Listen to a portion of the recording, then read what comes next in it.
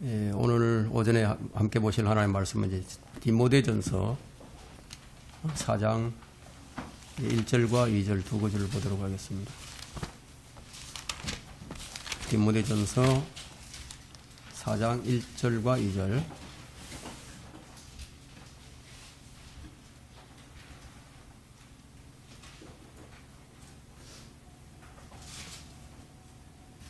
다 찾으셨습니까? 제가 받들어 읽겠습니다. 이제 성령께서 분명히 말씀하시나니 마지막 때에 어떤 자들이 믿음에서 떠나 미혹하는 영들과 마귀들의 교리들을 따르리라. 그들 자신의 양심이 화인을 맞아 위선으로 거짓을 말하리라. 오늘 설교 제목은 시대의 마지막에 마귀들이 사용하는 수단들입니다. 시대의 마지막에 마귀들이 사용하는 수단. 이 시대에, 이 마지막 시대에 마귀들이 무엇을 가지고 성도들을 미혹하려고 하고 있을까요? 그런 것들에 대해서 좀 살펴보고자 합니다. 이 마지막 시대, 이 시대의 마지막에는 마귀들이 사용하는 수단들에 대한 이 성경은 아주 특별한 증거들을 지니고 있습니다.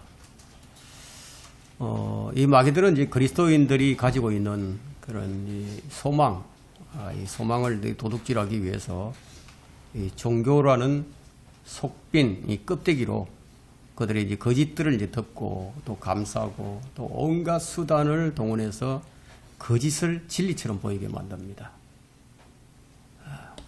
이 부분에 관해서는 마지막 시대의 특징은 배교다라는 제목으로 제가 2020년 2월 2일 날에 설교한 이 동영상 설교를 여러분들이 참고를 해보시면 좋겠습니다. 자, 오늘은 이 세상에서 마귀들이 사용하는 수단이 무엇인지를 중점적으로 성경을 통해서 이제 확인해 보고자 합니다. 이 디모데전서에는 이 믿음에 관해서 말씀이 많이 나오는데 믿음에서 떠나고 또 믿음을 부인하고 5장 8절에는 믿음을 부인하고 5장 12절에는 믿음을 버리고 또 6장 10절에는 믿음으로부터 미혹되고 6장 21절에는 믿음의 정도에서 믿음에 관해서는 정도를 벗어난 사람들이 나옵니다. 자, 이 예언은 믿는 사람들이 참 진리로부터 떠나는 것이야말로 이 마지막 때에 마귀들이 얼마나 큰 영향력을 행사하고 있는지를 잘 보여줍니다. 강성한 교회가 약해지는 것, 또 많은 사람들이 믿음에서 떨어져 나가는 것, 자, 이런 것들이 마귀들이 얼마나 큰 영향력을 행사하고 있는가를 잘 보여주는 것이라고 할 수 있습니다. 그러나 이것은 이제 그리스도인이 이제 자신의 개인적인 믿음에서 뭐 제각기 돌아서는 것만을 얘기하는 것이 아닙니다. 데살로니가 후서 2장 3절에는 이는 배교하는 일이 먼저 이르지 아니하고서는 배교하는 일이 먼저 이르지 않고는. 자, 이 말은 그 주의 날에 앞서서 반드시 엄청난 미혹이 있을 것이라는 예고성 발언이죠. 지금이 바로 그런 시대예요. 그러니까 자신의 믿음을 올바로 지키는 것이 쉽지가 않은 거예요. 너무나 마귀가 강력하게 활동을 하고 있기 때문에. 이 미혹의 영들이 지금 복수로 쓰인 것은요. 그것은 그가 뭐 헤아릴 수 없을 정도로 숫자가 많다는 거예요. 수많은 이런 미혹의 영들이 지금 존재하고 있다는 거예요. 그런데 이 미혹의 영들에는 등급이 있어요. 직급이 있어요. 그것을 우리가 어떻게 하느냐면요. 자신이 나왔던 집으로 돌아온 마귀가 자기보다 더 악한 7영을 데리고 와서 들어가서 살고 있는 그런 얘기가 마태복음 12장에 이제 기록이 되어 있기 때문이에요. 이 미혹의 영들은 그 존재들 자체가 어떤 사람들보다 명석합니다. 거기다가 그들은 지혜와 교활함이 충만한 사탄의 명령을 받고 있습니다. 미혹하는 영들은 자신들의 행동 양식을 이 문명이 발달해 감에 따라서 시대와 장소에 맞게 아주 쫙 짜맞춰서 나갑니다. 그들은 예나 지금이나 사람의 몸 안으로 들어가서 사람의 혼을 지배하려고 하는 그런 성향이 있습니다. 이러한 명백한 사실을 성경이 밝히고 있음에도 현재 버젓이 일어나고 있는 이 마귀 들림 현상이나 미혹의 영들에 대해서 평가절하하는 것은 그만큼 사람들이 이제 마귀를 잘 인식하지 못하고 있다는 그런 얘기죠. 여기 문을 조금 열어 놓으실까요? 조금 더. 자, 이 대적 마귀들은 이 삼킬자를 찾아서 두루다니며 심지어 사람의 몸에 들어가서 하나님의 일을 대항하는 이 사탄의 투쟁을 철저하게 진전시키려고 한다는 사실이에요. 이 사탄의 활동처럼 이 마귀들의 이 영향력 있는 활동도 두 가지 동기에서 이제 비롯되는데요. 인류를 향하신 하나님의 목적을 방해함과 동시에 사탄의 권세를 확장시키는 일을 합니다. 이런 목적을 가지고 이 미혹의 영들은 사탄의 지휘하에 하나님의 명예를 실추시키려고 모든 일에 기꺼이 지금 참여하고 있어요. 적절한 사람들을 도구로 삼아서 이 성도들을 향해서 끊임없는 전쟁을 일으킨다. 그리고 영향력을 지금 극도로 발휘하고 있습니다. 오늘 이 본문의 말씀은 이 마지막 시대를 사는 이 우리가 끊임없이 겪게 되는 이 영적 전쟁을 올바로 이해하는 데 있어서 필수 불가결한 것이라고 할 수 있습니다. 이는 사탄의 존재와 또 성격과 능력이 가공할 사실이면 물론 그것들은 현 시점에서 이루 헤아릴 수 없을 정도로 중요성을 지니고 있습니다. 다시 말해 우리는 그가 쳐놓은 덫 한가운데를 거닐고 있고요. 또 소위 이제 의의 목자라고 가정해서 흠잡을 데 없이 삶을 사는 사람들이 선포하고 있는 이 교리들을 우리는 사방에서 들을 수 있습니다. 또한 우리는 이 사탄이 완벽하게 조직을 갖춰놓은 이 세상 체제가 주고 있는 그런 쾌락과 향락과 권세로 인해서도 쉽게 또 유린당합니다. 이 세상은 지금껏 사탄의 의도들과 계획들을 쌍수를 들고 지금 호응을 해온 터라 급기야는 그 실제를 이제 믿지 않는 지경에까지 이르렀습니다. 이러한 불신은 지금 현재 사탄이 펼치고 있는 많은 일에 매우 이로운 일이 아닐 수가 없겠죠. 이러한 권세와 영향력은 현 시대에 이 진보에 발맞춰서 날이 갈수록 그 가공함을 더해가고 있습니다. 그런데도 이런 중대한 그런 주제에 관해 성경이 강론하는 바를 이 그리스도인들이 이해하는 수준은 미미한 상태예요. 이런 주제는 이제 세상의 사고 체계에서도 완전히 이제 찬밥 신체를 면치 못하고 있습니다. 이런 체계 하에서 이러한 진리를 제시하는 것이야말로 사람들에게 단지 꾸미는 얘기로 비치어진다는 것도 무리가 아니에요. 여러분, 이 사탄은 역사에서 한 번도 사라진 적이 없습니다. 사탄이 사람들에게 어떻게 인식이 되어 있느냐. 이 비성경적인 공상과 연관해서 사람들의 뇌리에 지금 박혀 있어요. 굳이 성경에 게시된 이런 진리를 언급하지 않는다 하더라도 이 세상은 이 마귀를 어떻게 생각하느냐, 이 사탄을 이상한 차림을 한 아주 한 괴상한 존재를 머릿속에 그려왔습니다. 이 마귀, 이 사탄은 소설과 극장, 공연 작품 등의 중심인물로 등장을 하게 됩니다.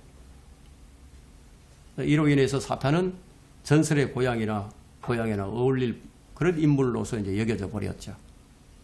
그러나 성경은 이 사탄의 창조로부터 그의 실체와 그 전적을 조목조목 다 밝혀내고 있고, 그의 원래의 상태와 그의 타락뿐만 아니라 그의 왕국이 어떻게 발전을 해서 그 모습을 앞으로 드러내게 될 것인지, 그가 맞이해야 할 최후의 패배와 멸망이 어떻게 끝날 것인지, 이 성경은 오늘날 이 세상에서 너무나 강력하게 다 밝혀주고 있다는 거죠. 이 성경이 바로 이러한 존재, 세상에서 아주 강력하고 탁월한 영향력을 행사하는 이 한 인물과 그의 졸개들과 그를 추앙하는 무리들의 정체를 다 밝혀냅니다. 만약 이런 존재들로부터 승리를 쟁취하신 예수 그리스도에 대한 믿음이 우리에게 없다면 우리 그리스도인의 마음이 그들 앞에서 녹아버리고 말 겁니다. 이 설교자는 이 성도들의 영적 상태가 어떠한가, 지금 어떠한가, 늘 끊임없이 이제 관찰을 하고 생각을 할 수밖에 없습니다. 그런 다음에 세상이 지금 어떻게 돌아가고 있는지 그것을 깊이 관찰합니다.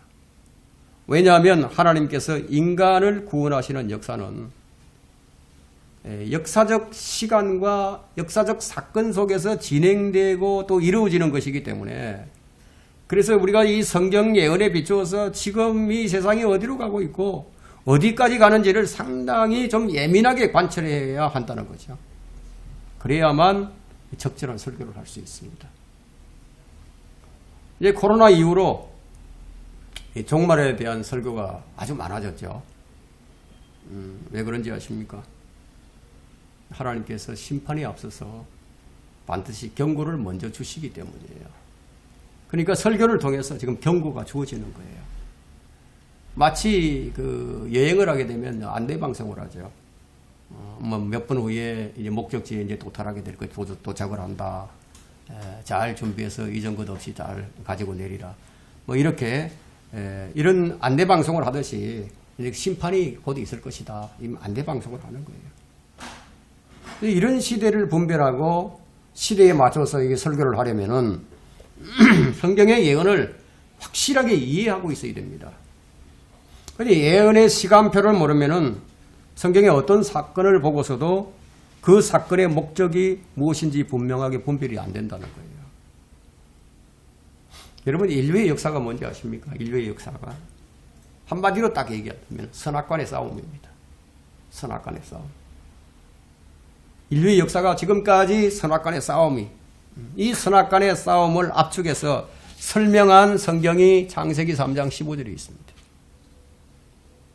창세기 3장 15절에는 내가 너와 여자 사이에 또 네 씨와 그녀의 씨 사이에 적이를 두리니 그녀의 씨는 너의 머리를 부술 것이요 너는 그의 발꿈치를 부술 것이라.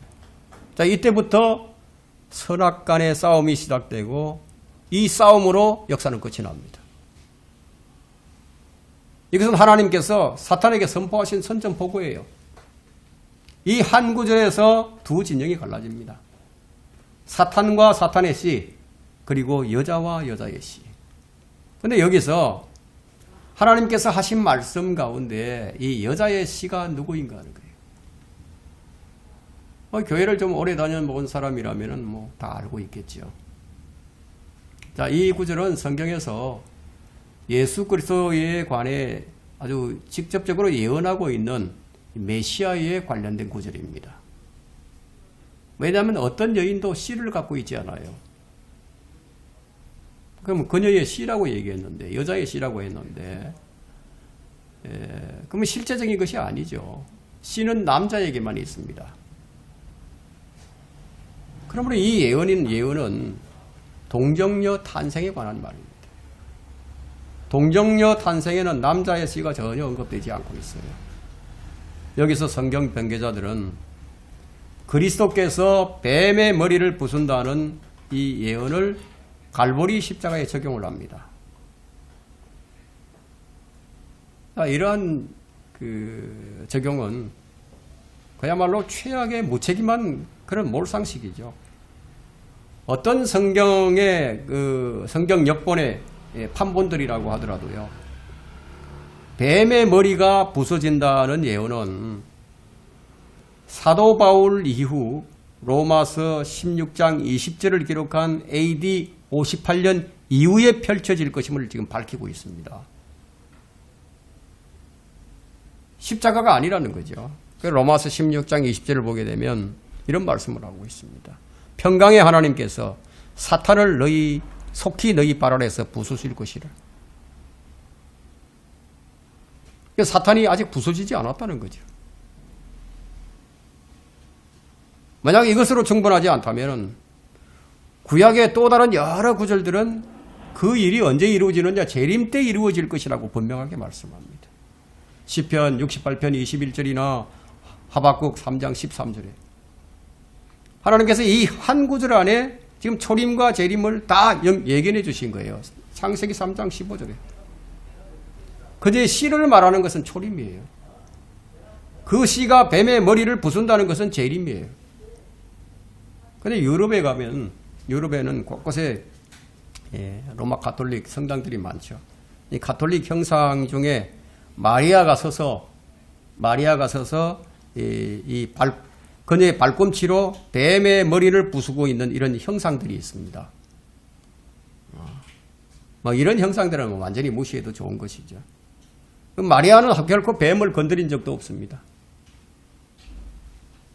창세기 3장 15절에서 너는 사탄이에요.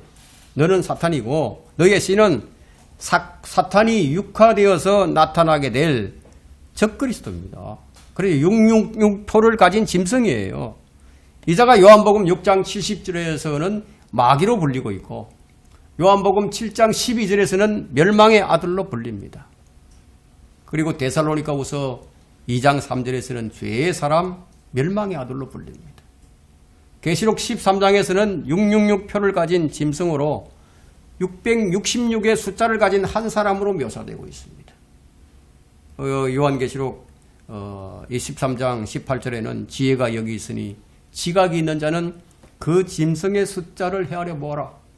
그것은 한 사람의 숫자이니 그의 숫자는 666이니라. 분명하지 않습니까? 그런데 개역 성경은 창세기 3장 15절을 어떻게 기록하고 있느냐? 이렇게 기록합니다. 내가 너로 여자와 원수가 되게 하고 네 후손도 여자의 후손과 원수가 되게 하리니. 그 씨가 아니라 그냥 후손이에요. 후손. 후손은 여러 사람이 된다. 여러 사람이잖아요. 네 후손도 여자의 후손과 원수가 되게 하리니 여자의 후손은 네 머리를 상하게 할 것이요 너는 그의 발꿈치를 상하게 할 것이니라 하시고, 여기 보면은 이렇게 되면 예수 그리스도를 묘사하는 것이 아니죠. 너의 씨가 아니라 너의 후손으로 오역을 합니다. 이렇게 오역함으로써 적 그리스도의 정체가 이제 가려져 버립니다. 그래서 개역 성경을 쓰게 되면은 뱀의 씨를 사탄의 후손으로, 그리고 여자의 씨를 여자의 후손으로 해석할 수밖에 없어요. 심지어는 또 다른 사람들은 어떻게 해석을 하느냐면 여자를 교회로 해석을 합니다. 여자를 교회로. 그래서 여자의 씨를 예수 그리스도는 해석을 하죠. 이렇게 또. 뒤죽박죽이 돼요. 그러나 이 여자는 교회가 아닙니다. 성경의 첫 시작부터 잘못된 번역으로 예수 그리스도와 적 그리스도의 정체가 가려져 버렸습니다. 여자의 씨는 예수 그리스도십니다. 이 부분에 대해서는 이제 갈라디아서 3장 16절에 잘 나타나 있는데요. 많은 사람을 가리켜 씨들이라고 말씀하지 아니하시고 한 사람을 가리켜 너의 씨라고 말씀하셨으니 그는 그리스도시니라. 정확하죠. 여러분, 이게 전쟁 선포는요, 마귀가 한 것이 아니에요. 하나님께서 하신 거예요. 사탄과 여자 사이에 적의를 두심으로써 서로 대적하게 하고 예수 그리스도와 적 그리스도 사이에 전쟁이 선포된 거예요. 성경 시작부터 전쟁이 선포예요. 전쟁이 시작됐어요. 이것은 하나님의 진영과 마귀의 진영 간의 싸움이에요. 그 모든 역사는 바로 선과 악의 싸움이라는 겁니다. 왜 사탄은 끊임없이 여자가 낳는 아들을 죽이려고 했는지 아마 여러분들이 이제 이해가 좀 될 겁니다. 여자가 낳은 아들을 아무나 죽이려고 하지 않았어요. 그 씨가 어떤 씨인가를 잘 찾아서 죽이려고 했다는 거예요. 혹시 누가 예수 그리스도가 될 것인가, 여자의 씨가 될 것인가, 그걸 잘 알지 못했어요. 사탄도 처음에.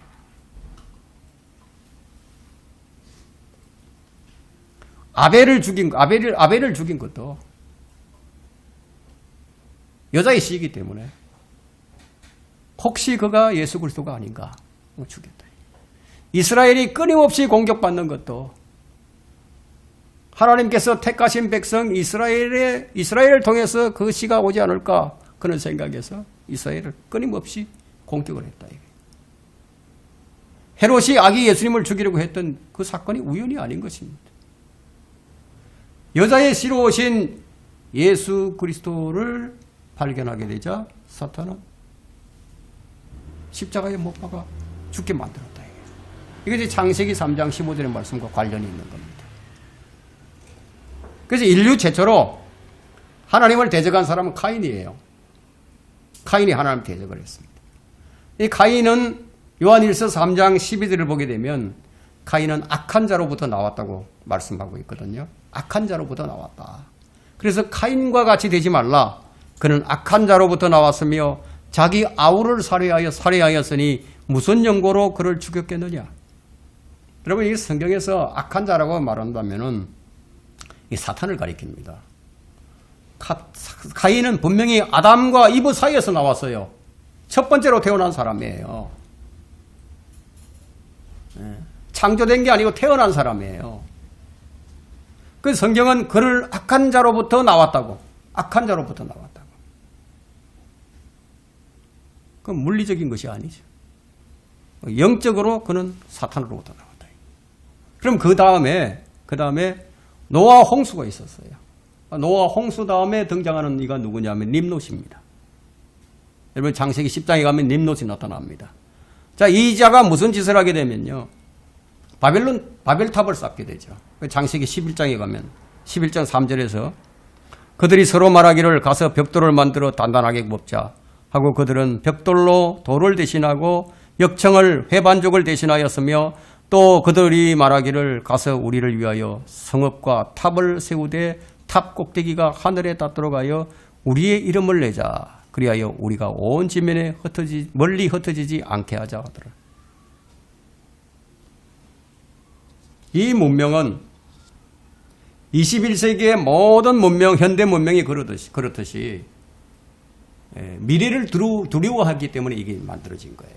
미래를 두려워하는 거예요. 여러분, 사람들이 미래를 굉장히 두려워합니다. 그래서 사람들은 자기에게 무슨 일이 일어날 것인지 그것이 좀 염려되고, 그래서 이제 본질적인 것들은 이제 모방을 한 거죠. 근데 그들이 돌을 사용하지 않았어요. 하나님께서 만드신 돌 대신에 인간이 만든 벽돌을 사용했습니다. 해반죽 대신에 역청을 사용했습니다. 이것은 완전히 합쳐지게 하려고 인간이 만든 위대한 공예품이죠. 이것은 무엇을 의미하느냐. 하나님 없이 하늘에 오르려고 하는 21세기의 위대한 인간 정신을 보여줍니다. 본문에서 이들은 온 지면에 흩어지는 것에 대한 두려움을 갖고 있었어요. 이것은 창세기 4장 14절에서도 카인이 갖고 있었던 두려움과도 동일합니다. 그래서 이 카인과 마찬가지로 이 nim롯도 도시를 세운 거예요. 도시. 여러분, 탑이라는 것이 무엇을 의미하는지 아세요? 탑. 여러분, 저기 산에 가면은 이 돌탑을 많이 쌓아놓죠. 돌을 이렇게 탁 세워서 막 차곡차곡 탑을 쌓습니다. 그게 어떤 의미가 있냐면 종교적 요소가 있습니다. 종교적인 의미가 있어요. 그것은 이제 창조성을 가진 이 생식기관으로서의 남근을 상징합니다. 크리스마스 추리나 토템 기둥이나 마천루, 또 이런 쌍둥이 빌딩, 로켓 있잖아요. 이런 것들이 모두가 다 이러한 상징을 나타내 보여줍니다. 하나의 지구촌, 하나의 지구촌 가족을 꿈꾸는 야망은 정확히 지금 사탄이 하고 싶어 했던 바로 그것입니다. nim롯은 아담의 13대 후손이에요. 노아의 3대 후손입니다. 이 자가 주 앞에서 힘센 사냥꾼으로서 하나님을 대적하는 난폭한 지도자로서 노아의 홍수가 있은 지 얼마 지나지 않아서 그의 왕국을 세워서 바벨탑을 쌓은 거예요. 적그리스도도 동일하게 이제 마지막 바벨탑을 쌓게 될 겁니다. 자, 영적으로 볼 때 우리가 이것을 오늘날 이 프리메이슨이 바로 nim롯의 후예라고 할 수 있습니다. 이 프리메이슨, 여기서 프리는 자유를 말하고 있죠. 그럼 메이슨은 석공이에요, 석공. 그러니까 돌로 성을 건축하는 사람들을 말하는데 정말 세상을 자유롭게 돌아다니면서 큰 성과 큰 집을 건축하는 그런 사람들이라는 그런 의미가 있어요. 프리메이슨이. 그래서 16세기에 인본주의적 박애주의를 지향하는 단체. 좀 취미생활, 취미클럽으로 이제 이게 시작이 되었는데, 현재는 어떠냐. 역사의 배후에서 이 세상을 지배하는 단체 중에 하나라고 합니다. 어떤 사람들은 이것이 뭐냐, 음모론이다. 이렇게 주장하는 사람들도 있는데. 자, 림롯이 이 바벨탑을 건축한 목적이 무엇이에요? 세상을 하나로 통합해서 지배하려는 목적이죠. 그런데 묘하게도 이 프리메이슨의 최종 목표도 세계를 하나의 단일 정부로 만들어서 지배하는 것이에요. 당시 언어가 하나였습니다. 이 성경에 나오는 그대로 인간의 명예를 추구하면서 어떤 구호를 외치느냐. 다 우리 함께 모여서 하나로 살자. 흩어지지 말자. 창세기 11장 4절을 보면 그대로 기록이 되어 있습니다. 그런데 이 바벨탑이 어떻게 생겼는지, 어떻게 만들어졌는지, 어떻게 생겼는지는 우리가 몰라요. 그 모양을 몰라요. 지금은 없으니까요. 그런데 묘하게도 유럽연합이나 유엔이 추구하는 것과 똑같아요. 지금 이 세상에는 많은 언어가 있지만 우리 모두가 하나의 소리를 내자고 얘기하죠. 그냥 바벨탑을 정리해 본다면은 하나님을 대적하는 것이 첫째고요. 두 번째는 단일 정부를 만드는 것이고 또 독재 정치를 하면서 자기들의 이름을 내자는 거예요. 근데 오늘날에는 온 세상을 하나로 연합해서 세상을 지배하고자 하는 이 노력이 끊임없이 지금도 추진되어 가고 있다는 거예요. 그래서 이 유엔이 창설된 거예요. 하지만 실제적인 힘을 가진 단체가 있다면 아무도 알 수 없는 비밀스러운 단체, 전혀 드러내지 않고 있는 이 제수이트라는 단체가 있습니다. 1539년에 창립이 됐는데 이 제수이트가 바로 예수예요. 이 예수의 뿌리를 거슬러 올라가면 바로 림롯이 나오고 카인이 나온다.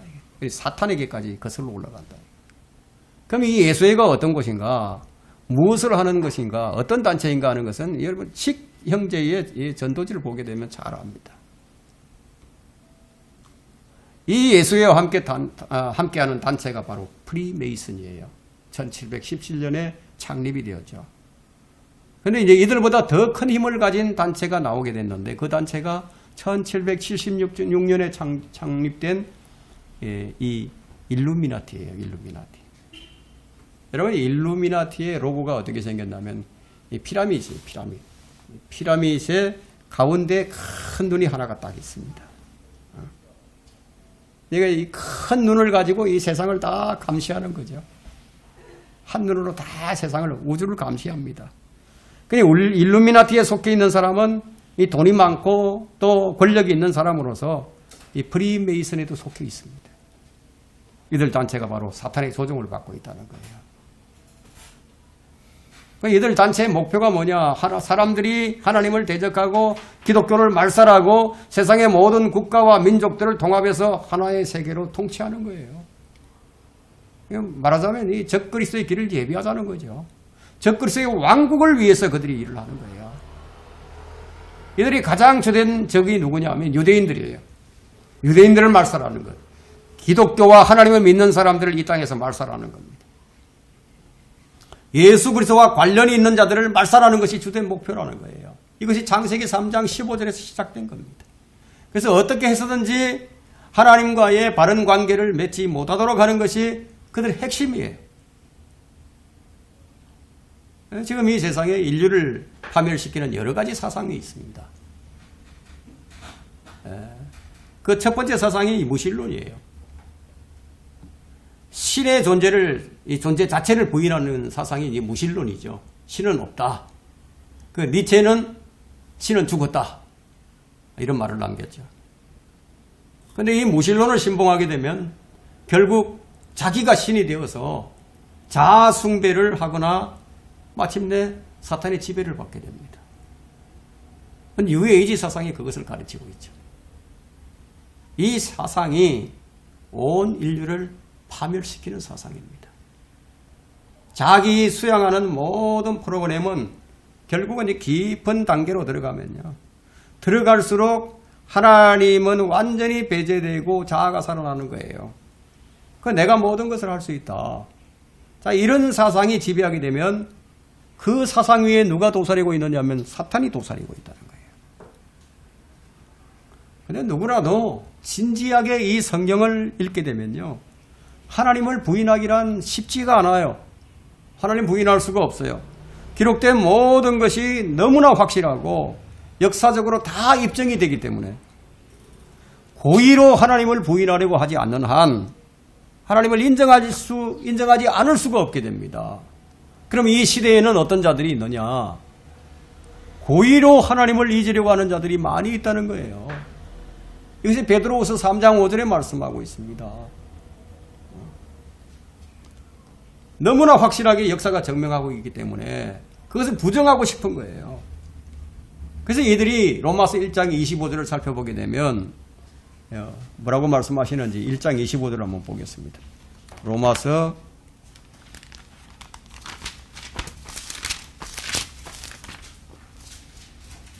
1장 25절 이는 그들이 하나님의 진리를 거짓말로 바꾼다는 거예요. 오늘 우리 본문 말씀 읽었죠. 거짓말로 바꾼다는 거예요. 진리를. 피조물을 창조주보다 더 경배하고 섬겼습니다. 하나님은 영원토록 찬양받으실 분이로다. 누가 이렇게 하느냐? 양심이 화인 맞은다. 정말 정직한 양심을 가지고 성경을 보게 되면 하나님을 부인할 수 없어요. 이 무슬론 사상이 만들어내는 것은 하나님은 없다. 하나님은 없으니까 아무 염려하지 말고 네 인생을 즐기라는 거예요. 쾌락주의죠. 하나님은 없으니까 네 마음대로 살라는 거예요. 여러분 오늘날 이 마약이 얼마나 성행하고 있는지 아십니까? 불법이 얼마나 성행하고 있는지 아세요? 5년 전보다 지금이 얼마나 더 젊은이들이 지금 마약에 취해서 지금 마약과의 전쟁을 선포하고 있습니다. 우리나라가 이렇지 않았어요. 마약에 있어서는 청정국가였어요. 그런데 지금은 마약에 중독된 그런 사회가 되어갑니다. 온갖 불법이 성행하죠. 이런 사상을 가졌기 때문에 이런 일이 일어난다는 거예요. 그럼 무신론의 영향과 그의 결과가 무엇인가 하는 거예요. 무신론 사상을 신봉하게 되면 그 결과가 뭐냐? 어떤 영향을 받게 되느냐? 십자가와 복음을 통한 구원의 길을 보지 못하게 되고 짐승처럼 살다가 지옥으로 죽어간다 이거예요. 그리고 심판주가 없다는 생각에 죄의식이 없어져 버린다 이게. 여러분 죄의식이 없으면 죄를 또 짓게 되죠. 그리고 욕망에 따라서 인생을 즐기면서 방탕하게 된다는 거예요. 만일 이 땅에 하나님을 믿는 사람이 없었다면 이 땅이 어떻게 됐을 것 같습니까? 진작에 멸망했습니다. 그러나 이 땅에 하나님의 존재하심을 알고 구원을 바라며 재림의 주님을 기다리는 신실한 사람들이 있기 때문에 그나마 아직 안전하다는 거예요. 그래서 이 지구가 지금 존재하고 있습니다. 이 무신론자들은 결국 사탄의 노예가 되어서 그 인생을 파멸로 몰고 가다가 비참한 멸망으로 들어갑니다. 여기에 대해서 성경은 이제 이렇게 말씀합니다. 여러분 로마서 1장 28절부터 읽어보겠습니다. 30절까지. 뿐만 아니라 그들은 자기들의 지식 가운데 하나님 두기를 싫어하니 하나님께서 그들을 버림받은 마음에 내버려 두시어 온당치 아니한 일을 하게 하셔도다. 왜 이런 일이 일어나느냐? 바로 이 한 구절이면 다 우리가 이해할 수 있습니다.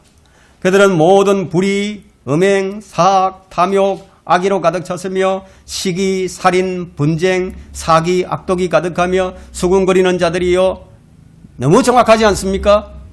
이 정치꾼들이 하는 짓거리를 보면 너무 정확하지 않습니까? 30절에 비방하는 자들이요, 하나님을 미워하는 자들이요, 모욕을 주며 교만하며 자기 자랑만 하며 악한 일들을 꾀하는 자들이요, 부모를 거역하며 멀지각하며 약속을 저버리며 무정하며 화해하지 아니하며 무자비한 자들이라. 그들은 이 같은 일을 행하는 자들이 마땅히 죽음에 처해져야 한다는 하나님의 심판을 알면서도 이 같은 일을 행할 뿐 아니라 이런 일을 행하는 자들을 좋게 여기느니라. 이게 무슨 사상이냐 이게 무신론 사상이에요. 하나님의 말씀을 믿고 사는 사람들 가운데 하나님의 말씀을 잘 이해하고 하나님의 뜻을 살펴서 순종하는 삶을 사는 것이 가장 복된 사람입니다. 두 번째 사상은 하나님의 창조를 무시하는 진화론입니다. 이 진화론의 이론은 1859년에 찰스 다윈의 그 종의 기분이라는 책이 이제 발간되면서 이 사람이 하나님께서 창조하신 것이 아니라 진화된 것이다. 어떤 내용이냐면은 자연 환경에 적응할 수 있는 이 돌연변이가 계속 일어나서 강한 생물은 살아남게 되고 약한 것들은 도태되는 이런 과정이 계속 반복되면서 진화가 이루어져 간다. 정말 이거 말이 안 되는 이론이죠. 근데 사실은 이제 그것이 발표되는 그 즈음에 진화론을 박살내는 유전법칙이 발표가 되었습니다. 유전법칙, 핸델의 유전법칙이 발표되는데 1865년부터 66년경이니까 이 찰스 다윈이 그 종의 기원을 발간한 그 시점보다는 약 6년 이후죠. 그러니까 핸델이 완두콩을 이용한 7년간의 실험 끝에 유전법칙을 발견했습니다. 그 발표를 합니다. 이것은 과학이지만 진화론은 가설이에요. 유전법칙의 핵심 내용은 어떤 종이든지 형질은 변할 수가 있지만 변종은 되지 않는다. 변종은 안 된다. 예를 들어서 우리가 개를 보게 되면 수백 종의 개가 있잖아요. 작은 개, 큰 개, 생긴 모양도 다 다르고, 그죠? 수백 종의 개가 있는데 어떻게 생겼든 유전법칙에 의하게 되면 개는 개라는 거예요. 개가 사람이 될 수 없다는 거죠. 진화되어서.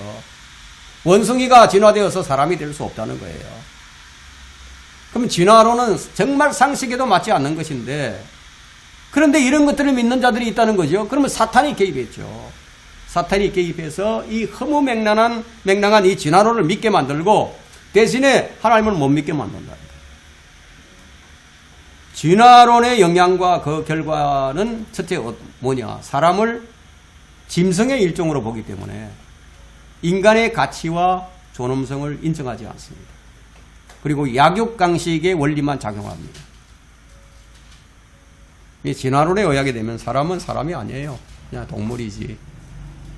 그러니까 동물이니까 태아를 죽여도 죄가 아니다 이렇게 얘기한다.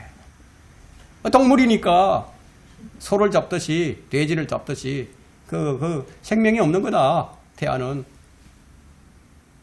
이런 이론이 나오게 된다는 거예요. 둘째, 사람의 생명을 경시하기 때문에 전쟁을 일으킵니다.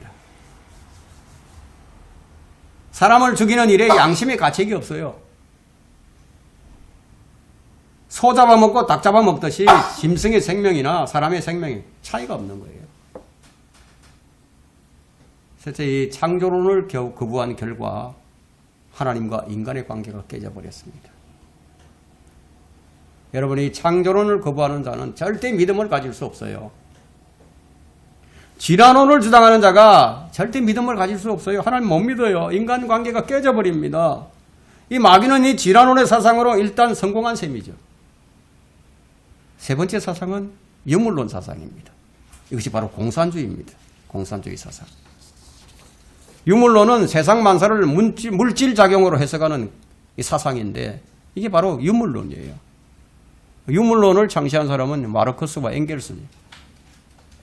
그들에 의해서 이제 유물론이 만들어졌습니다. 유물론의 내용은 이렇습니다. 만물의 근원을 물질로 보고 모든 정신현상을 물질의 작용이나 그 산물이라고 주장하는 이론이에요. 그러니까 세계의 근본이 되는 실제는 이 정신이나 관념이 아니라 모든 의식이 외부의 그것과 독립하여 존재하는 물질이나 자연이라는 이런 주장이에요. 그러면 이걸 좀 더 쉽게 이제 우리가 설명을 한다면은 모든 만물의 근원은 정신세계나 영적인 세계가 아니라 그냥 물질이다. 물질이다. 그러니까 정신세계나 영적인 세계는 물질 작용에 따라서 나타나게 되는 현상일 뿐이다. 그러니까 오직 물질만이 있다. 그러니까 만물의 근원은 하나님이 아니라 물질이다. 그리고 우리 사람의 정신이나 이 마음은 물질 작용에 의한 산물이다. 이렇게 이해하시면 되는 거예요. 그러나 성경은 그렇게 말하지 않고 있죠. 성경은 마태복음 6장 31절로부터 33절에 말씀하시기를 물질과 영적인 것을 두 가지를 가지고 말씀을 하시는데 여러분 마태복음 6장을 한번 펼쳐보세요. 6장 31절부터 33절 말씀을 봅니다. 그러므로 무엇을 먹을까, 무엇을 마실까, 무엇을 입을까. 이거 물질이죠. 자, 라고 말하며 염려하지 말라. 이런 것들은 모두 이방인들이 구하는 것이라 하늘에 계신 너희 아버지께서는 너희에게 이런 것들이 필요한 줄 아시느니라. 이게 물질이 필요한 것 하나님께서 아신다는 거예요. 그 다음 33절을 보세요. 오히려 너희는 먼저 하나님의 나라와 영적인 나라죠. 그분의 의를 구하라. 영적인 거죠.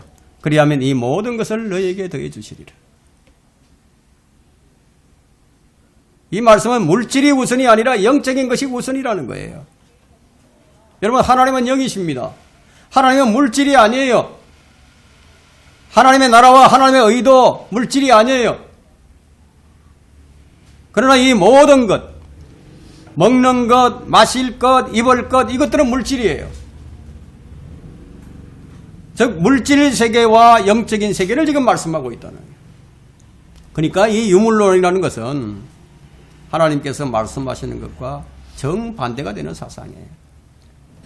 이 사람들이 이 점을 잘 깨닫지 못합니다. 왜 그런가 하면 이 세상신이 이 사람들의 마음을 어둡게 만들어버렸기 때문이에요. 이 사람들의 마음을 어둡게 만드니까 마태복음 24장 38절 한번 보세요.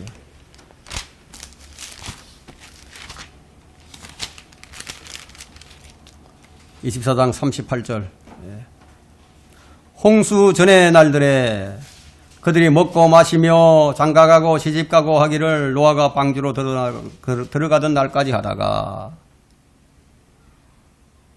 홍수가 나서 그들을 모두 다 쓸어버릴 때까지 그들이 알지 못하였던 것 같이 인자에 오는 것도 그러하리라. 멸망할 때까지 이 점을 깨닫지 못한다는 거예요. 이런 사상에 빠져들게 되면 정말 구원받기 어렵습니다. 자, 이 말은 무슨 뜻이냐면은 무신론이나 진화론이나 유물론이나 이런 사상에 젖어 사는 사람들은 멸망할 때까지도 깨닫지 못한다. 죽을 때까지 깨닫지 못한다는 거예요.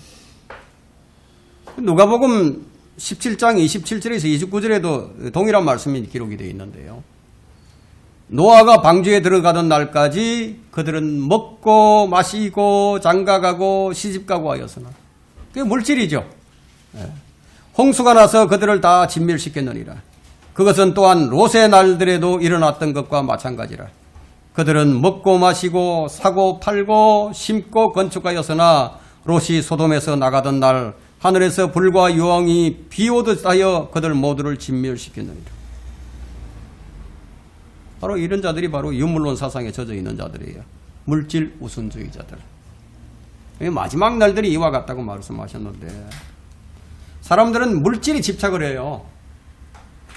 그러니까 유물론 사상에 지배당하게 되면 결국 멸망한다는 거예요. 이 유물론이라는 이 유물론이라는 것은 복잡한 사상이지만 핵심적인 것만 좀 간추려서 이제 설명을 하면 아마 여러분들이 그렇게 하고 있기 때문에 여러분들이 별로 이해하기가 어렵지 않을 겁니다. 유물론의 영향과 그 결과는 어떻게 나타나느냐예요. 첫째, 인간의 정신세계와 영적 세계를 무시해버립니다. 그리고 완전히 무시하기 때문에 삶의 목적과 의미를 상실하게 되죠. 그러면은 물질주의, 쾌락주의 인생이 됩니다. 한탕주의가 됩니다. 그러니 공산주의 사상에 물들게 되면요, 모든 것이 물질이 우선이기 때문에 사람의 목숨을 팔인 목숨으로 여깁니다. 그래서 그런 사람들은 물질이 줄어들게 되면 사람들이 미쳐버려요. 둘째, 이제 물질 만능주의, 이 배금주의 사상이 지배하는 세상이 되어서 이 자기 이익만 추구하는 삭막한 인간이 되는 거예요. 러시아가 우크라이나를 왜 침공했습니까?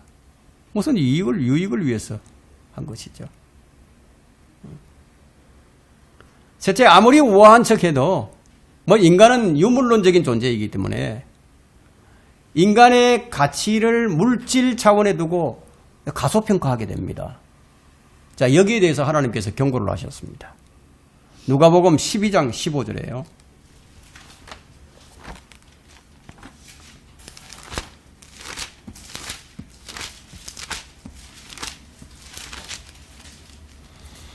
또 그들에게 말씀하시기를 주의하고 탐심을 조심하라. 이 물질력. 이는 사람의 생명이 자기가 소유한 것에 풍부함에 있지 않음이라 하시고, 그 물질이 다가 아니라는 거예요. 그리고 14장 33절도 보세요. 누가복음 14장 33절. 이와 같이 너희 가운데 누구든지 자기가 가진 모든 것을 버리지 않는 사람은 나의 제자가 될 수 없느니라. 물질력을 버리라는 거예요. 물질력이 있는 사람은 내 제자가 못 된다. 이 말은 나를 위해서는 모든 것을 포기할 각오를 하라는 말씀입니다. 사람들이 무엇 때문에 하나님을 온전히 못 섬깁니까? 물질 때문에 주님을 온전히 섬기지 못해요. 하나님을 믿는 신앙에는요, 하나님을 믿는 신앙과 물질 사이에 투쟁이 있어요. 무엇을 취할 것이냐? 이때 여러분들이 지혜롭게 선택을 해야 됩니다. 사탄의 전략이 뭐냐? 전략이 무신론이에요. 진화론이에요. 유물론입니다. 이런 것들을 가지고 인간으로 하여금 하나님을 대적하게 만들고 인간을 파멸시킵니다. 사탄이 파멸시키는 것이 아니라 하나님께서 파멸하게 만든다는 거예요. 여기에는 환경으로도 합니다. 자, 지금 환경은 이제 그야말로 말할 수 없을 정도로 지금 망해가고 있죠. 여러분, 미세먼지를 한번 보세요. 미세먼지.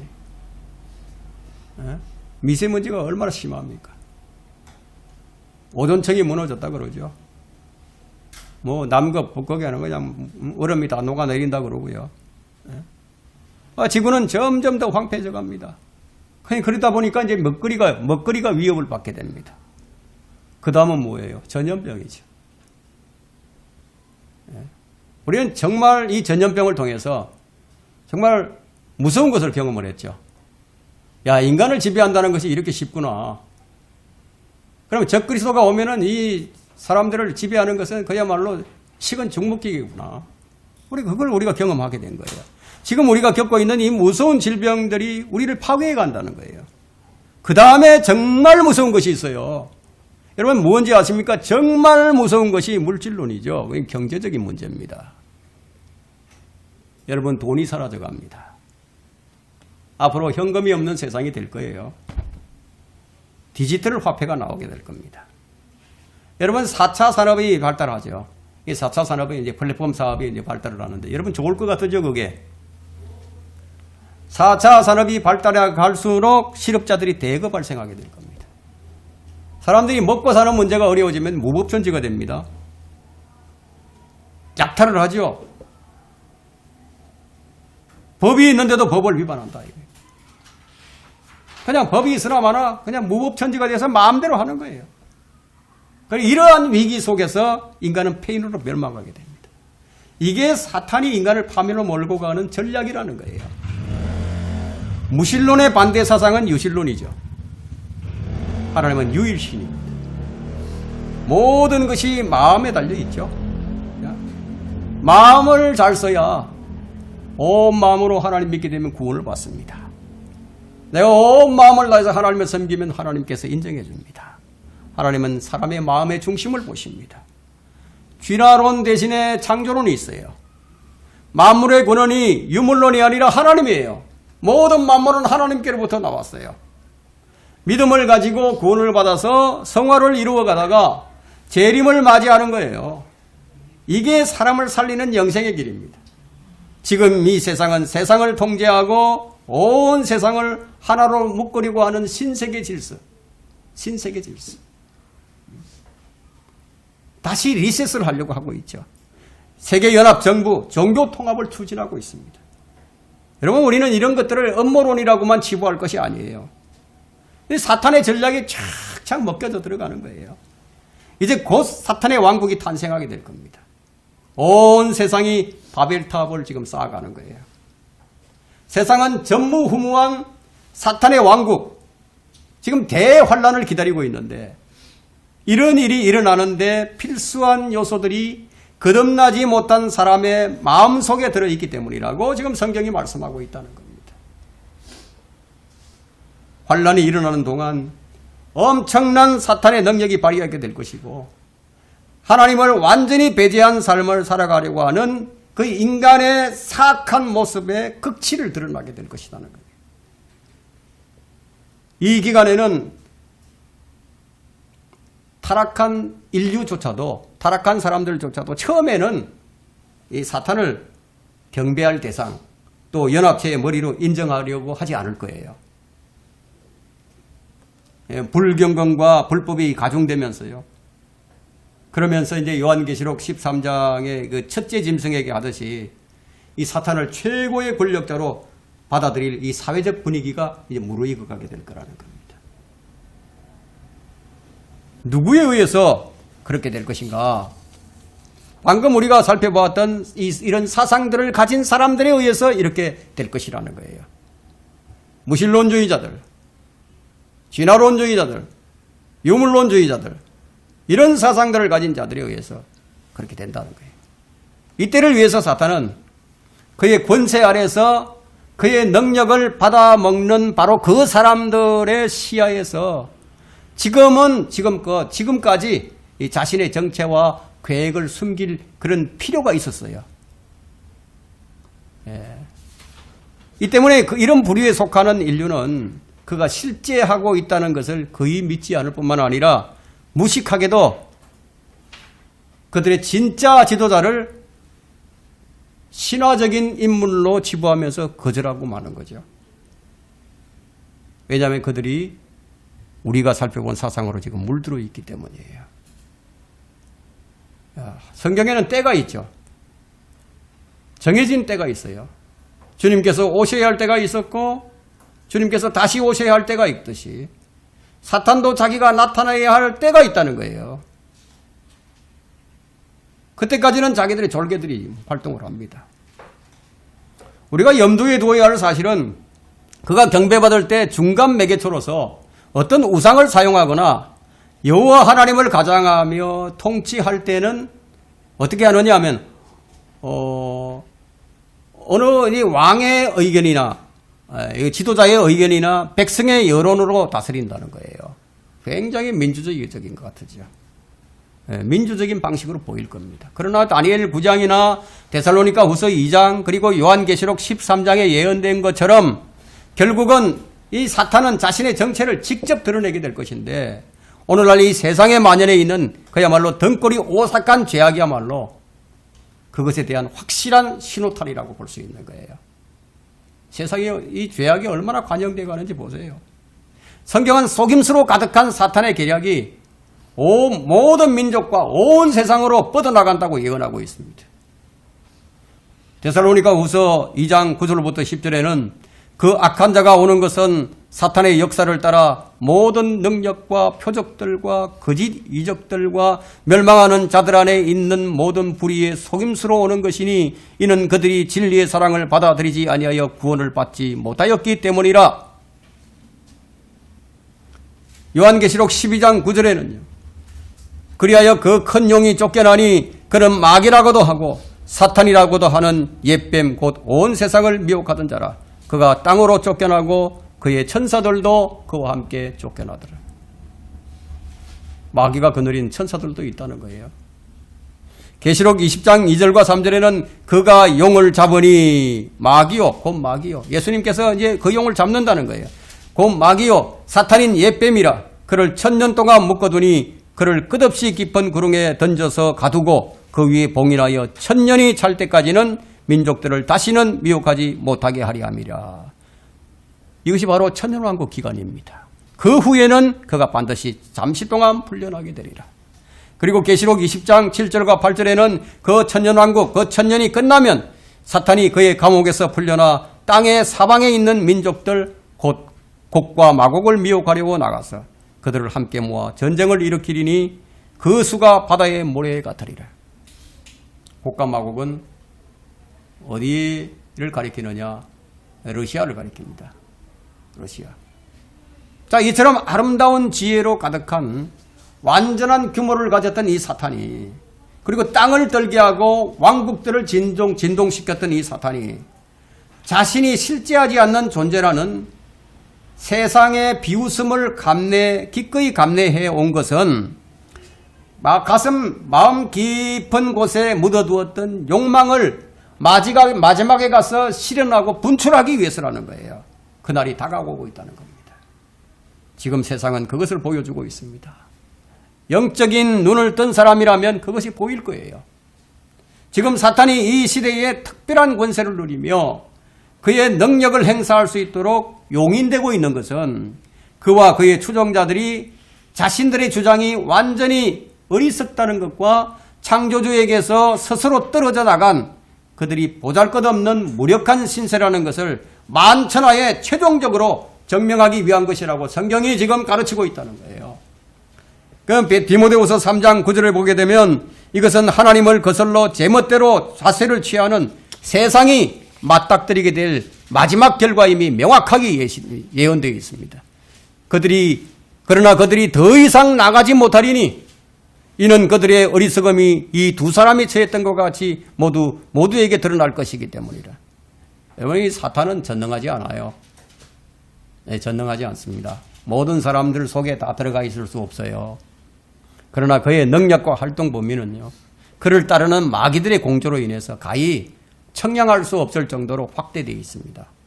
사탄은 전능하지는 않지만 그런데도 그의 지식은 그에게 공감하는 졸개 그 마귀들의 지혜와 또 그들이 경험을 통해서 얻게 된 그런 지식으로 인해서 엄청나게 확장이 되어 있고요. 사탄은 전능하지는 않으나 군단이라고 불릴 정도로 많은 사탄의 무리가 세상 곳곳에서 충성을 다해서 복종을 하고 있기 때문에 그가 어느 곳에서든 쉬지 않고 활개를 치는 거예요. 결론적으로 성경에는 하나님의 자녀에게 마귀를 대적하라는 명령이 2군데 기록이 되어 있습니다. 그러나 그 두 본문을 보게 되면은 두 구절 모두 그 일을 반드시 하나님의 능력에 전적으로 의지하는 가운데 이루어져야 한다고 경고를 합니다. 우리는 하나님께 전적으로 복종을 해야 하고 그 일은 견고한 믿음을 통해서 행해져야만 합니다.